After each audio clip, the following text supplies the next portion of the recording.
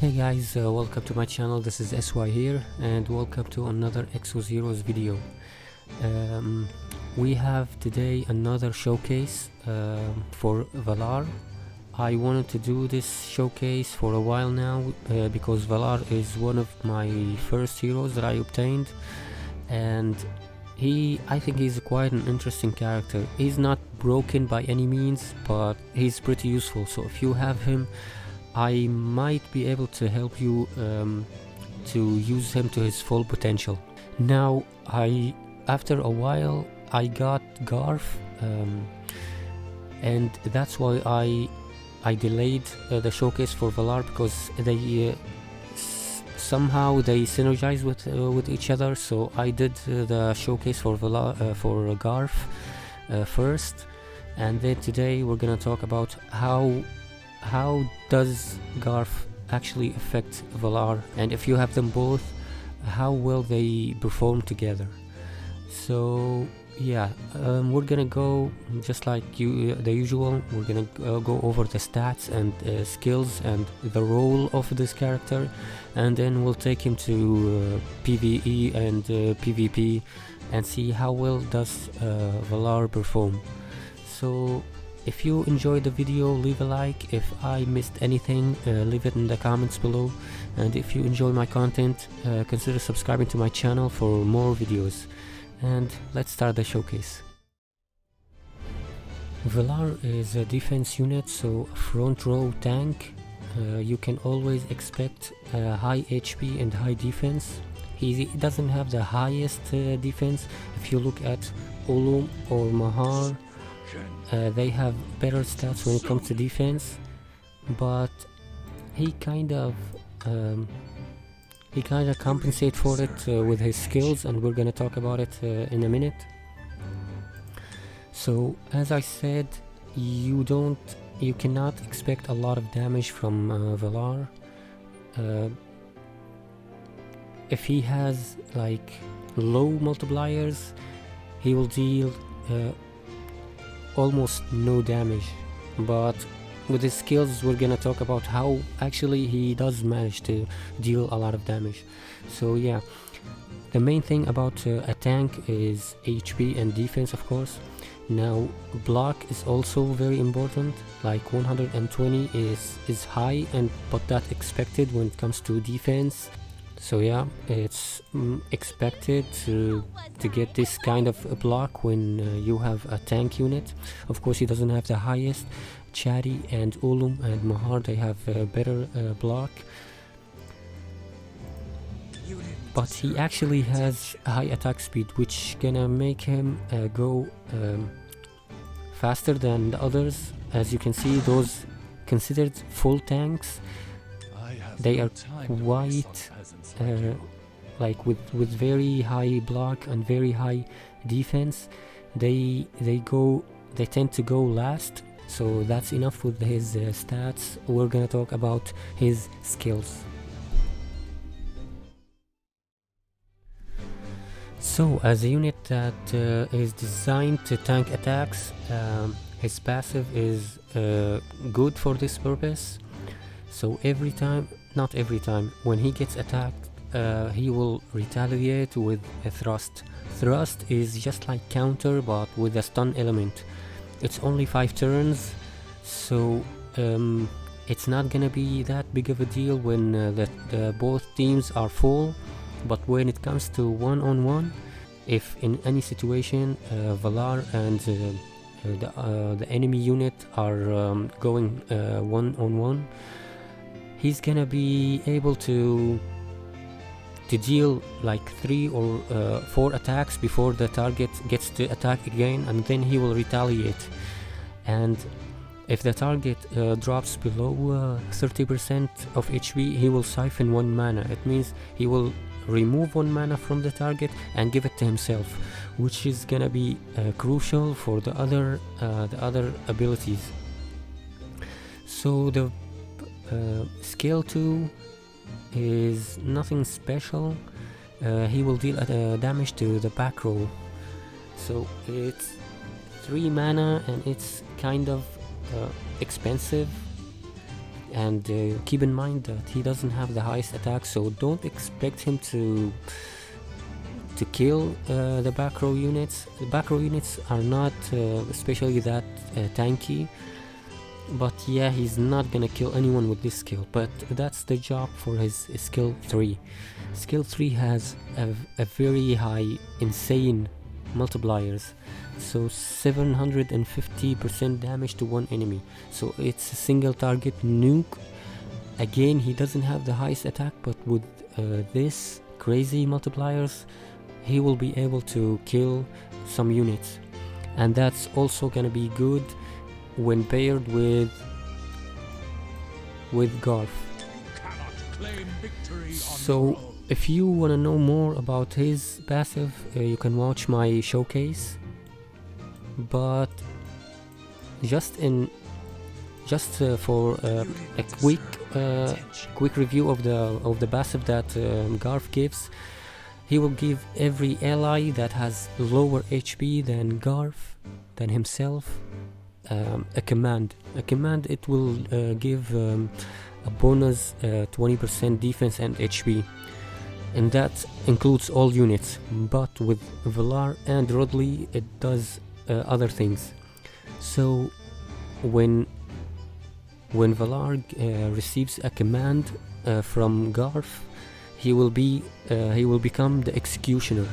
So when he attacks and the target doesn't die, they will be marked with the executioner mark. But if they die, all allies will gain 2 mana, and that's crazy. And it's not only that, this nuke skill, which is really decent, you could be able to deal a lot of damage with this skill. So killing your enemy with this skill is not really that hard. It has a very high multipliers. If the enemy dies, all allies gain 2 mana. 2 mana is a lot of mana, and he will help a lot of your units to get to their high damage skills. So those are the skills. Even without Garf, without the synergy with Garf, he's still decent. With Garf, not only he will get bonus HP and defense, and with his high HP and high defense, kinda high defense, it will be a very decent bonus. He will actually become kind of like a support unit, like when killing a target and giving mana to your allies to help them to get to their strong skills. That's very good. But when the target doesn't die and marked with executioner mark, they won't deal that much of damage. And remember that this demon slash is back row, so the back row units are usually there to deal damage, so he's gonna be affecting them a lot. Like, they will lose 20% of their attack when one of those units die. So it's really it's crazy. He will actually, when killing an enemy, he will be able to give mana to the allies, and at the same time he will be dropping the attack of the other units that has this executioner mark, which is usually the back row, because this skill is not that hard hitting, so you'll not be killing anyone, but marking them with the executioner and then doing this skill is actually very, very good together, because then the back row will lose 20% of attack, and that's a lot. 20% attack is a lot. So yeah, let's take him to PvE and see how well he perform. So in story mode, I already done this in chapter 8 episode 2, but I still didn't fulfill the last mission. So break Baraka. I need nature for this, so he's gonna be perfect. So I'm gonna bring Emma because she's basically doesn't do anything special, so it won't affect his performance. He will be doing it on himself. I won't bring Garf for this, just to showcase his skills without any synergies or anything. So let's bring Adams too. because he's just pure damage, he doesn't do anything. Rira is the same. And let's bring someone, Machine. We need Machine to break Baraka. So let's bring Jean.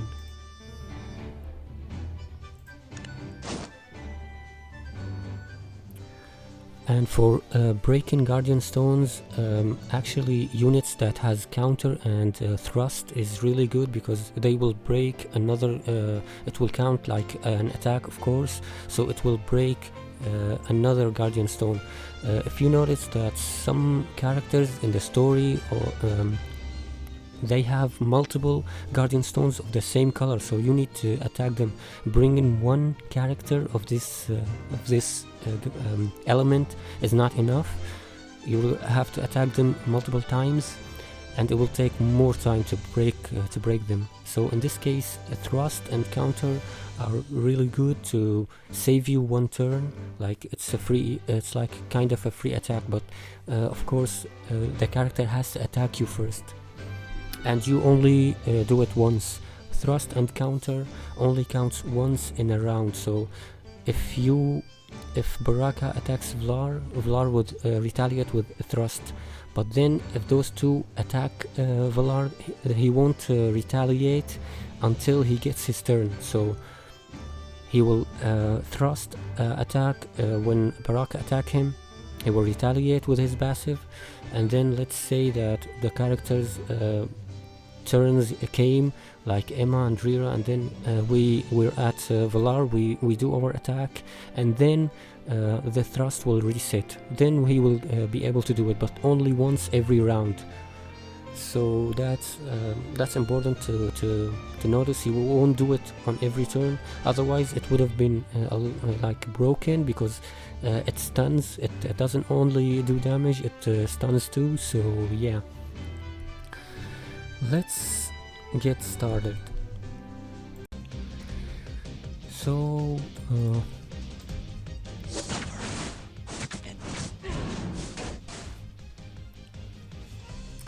we don't have anything special in this round. See, he got attacked and he retaliated, and now the target is stunned for 5 turns. 5 turns are not enough for him to skip. If you see, this is 1 turn, 2, 3, 4, and then 5. He might be able to skip 1 turn, so yeah, it's good. But the more enemies, the more characters on this, the harder for this character to skip a turn. But it still counts as an attack. So, and I believe that thrust is exclusive to the frontline heroes, and counter to the backline. Like Adams here, he has counter. So yeah, let's deal with Baraka.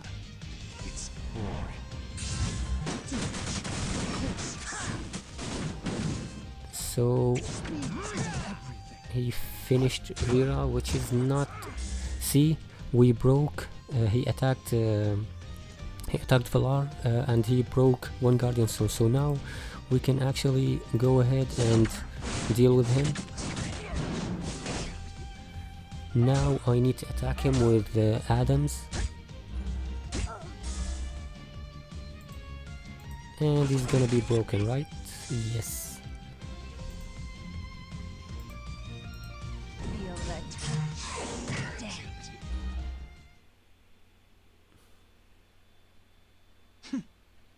So you don't actually have to kill Baraka, you just drop him below a certain percentage of health, and yeah. See, if we had another character, we would have had to wait until Valarr comes and then attack Baraka to break him and do other skills to deal damage. So yeah. In PvP, I believe that it's gonna be the actual challenge for Valarr. As you can see, I am at Challenger 1,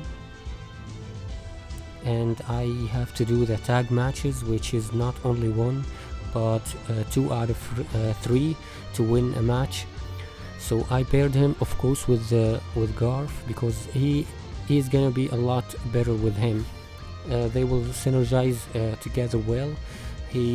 When he actually manages to take out one unit, he will give mana to other allies, which is beneficial, especially for units like Maurice. And if you pair him with units that buff attack like Maurice, he's gonna be hitting a lot harder, which gonna enable him to actually take out some units and give mana. So that's pretty important for this character. It's a very important aspect. If you have him with Garf, he's gonna be just a lot better, and he's gonna do a lot more than just tanking attacks. So yeah, let's start and see how well he does.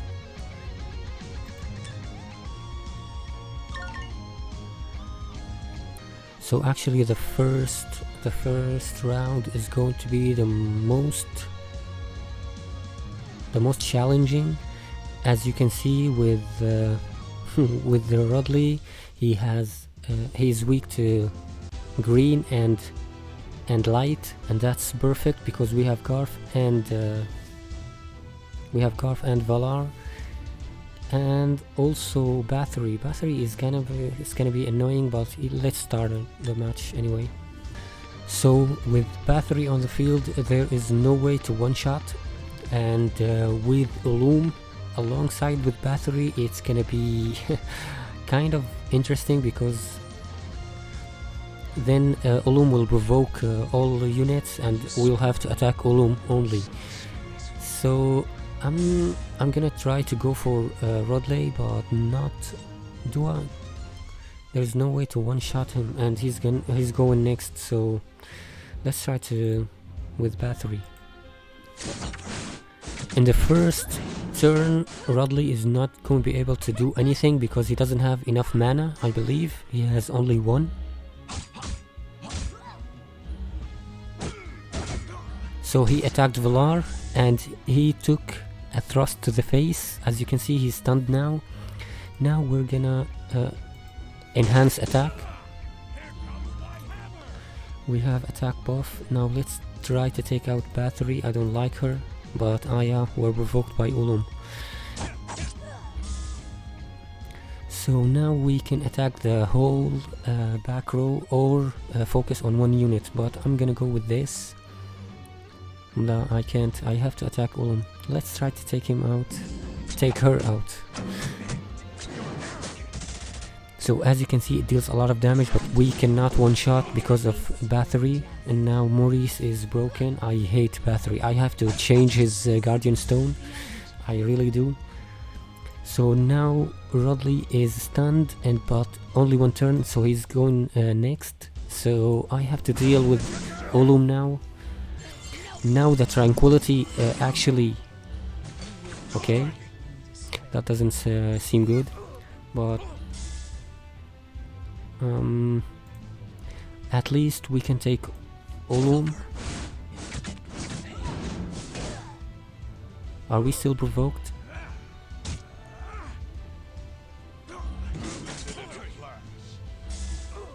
That Rodley doesn't really hit hard.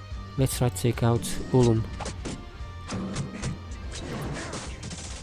So we had the attack buff. As you can see, all of my units gained mana. Now I can break Rodley.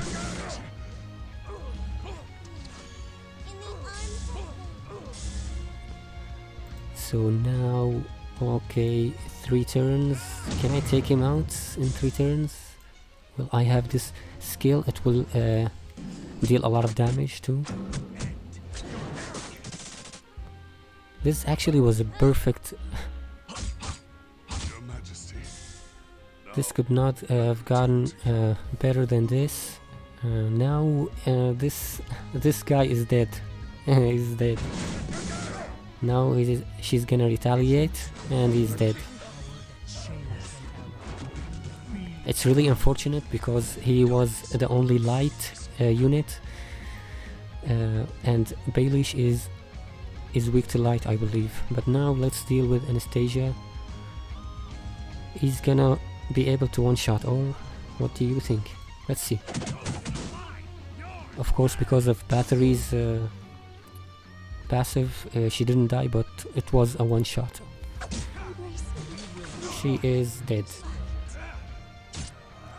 A thrust, and now he is stunned. Now,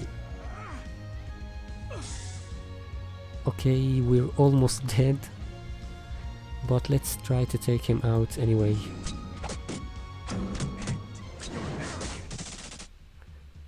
This was actually a perfect showcase. He died, but he does really well.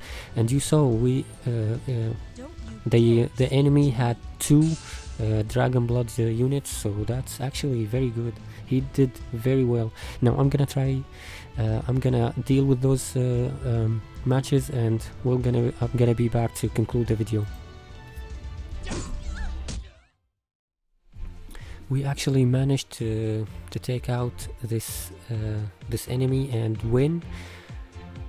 As you saw, I knew that the first team was the biggest, has the biggest threats, and it was the strongest. But I did it anyway with Valarr to showcase his true potentials.